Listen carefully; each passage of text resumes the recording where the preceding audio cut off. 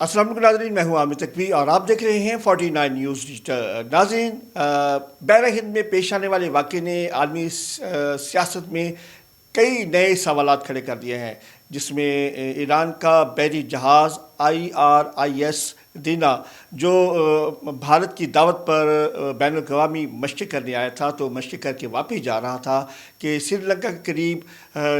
بندرگاہ کے انہوں نے امریکی سب میرین نے اس پہ اٹیک کیا ہے، جس کے نتیجے میں اس کا پورا جہاز دیکھتے ہی دیکھتے وہ پانی میں ڈوب گیا ہے۔ اس میں تقریباً 180 کے قریب جو ہے فوجی موجود تھے، جس میں بتایا جا رہا ہے کہ جو 87 افراد کی جو ہے لاشوں کو ریسکیو کر لیا گیا ہے اور 32 لوگوں کو زندہ بچا لیا ہے، اور ابھی تک جو ہے 100 کے قریب اس میں لاپتہ ہیں۔ اس کے لیے جو ہے بتایا جا رہا ہے کہ ان کے بچنے کے امکانات بہت کم ہیں، لیکن سری لنکا کی بحریہ کی جانب سے آپریشن جاری ہے۔ اس واقعے کے بعد امریکی حکام کا کہنا ہے کہ یہ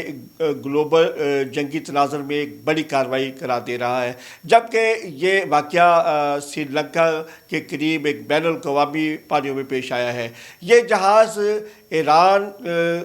کا جہاز جو ہے یہ بھارت کی دعوت پر بھارت میں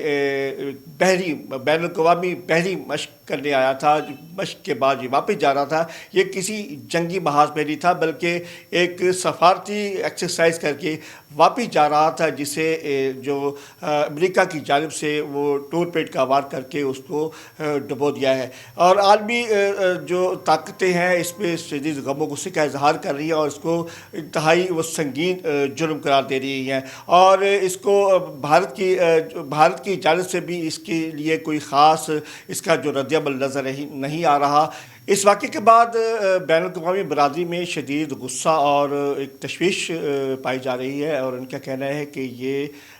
امریکہ کی جانب سے یہ جو ایران کے جہاز پر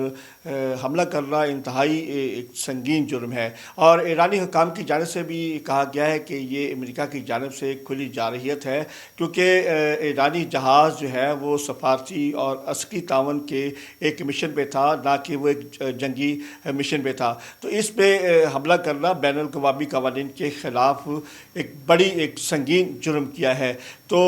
امریکہ کی جانب سے یہ کہا گیا ہے کہ ہمیں ایک تھریٹ تھی، جس کی وجہ سے ہم نے اس کو نشانہ بنایا ہے، اور ابھی تک نئی دہلی کی جانب سے ایک محتاط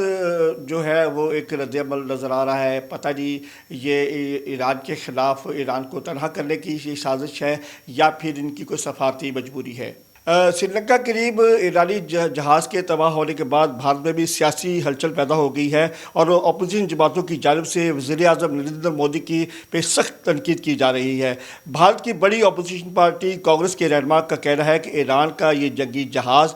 بھارت کی میزبانی میں ہونے والی بحری مشق میلان 2026 میں شریک تھا، اور واپسی کے دوران اس پر حملہ خطے کی سلامتی کے لیے ایک سنگین واقعہ ہے۔ اپوزیشن رہنما راہل گاندھی نے حکومت کی خاموشی پر سوال اٹھاتے ہوئے کہا ہے کہ امریکہ اور ایران کے درمیان بڑھتی ہوئی کشیدگی اب بحر ہند تک پہنچ گئی ہے، ایسے میں بھارت کو واضح اور مضبوط موقف اختیار کرنا چاہیے۔ اسی طرح کانگریس کے سینئر رہنما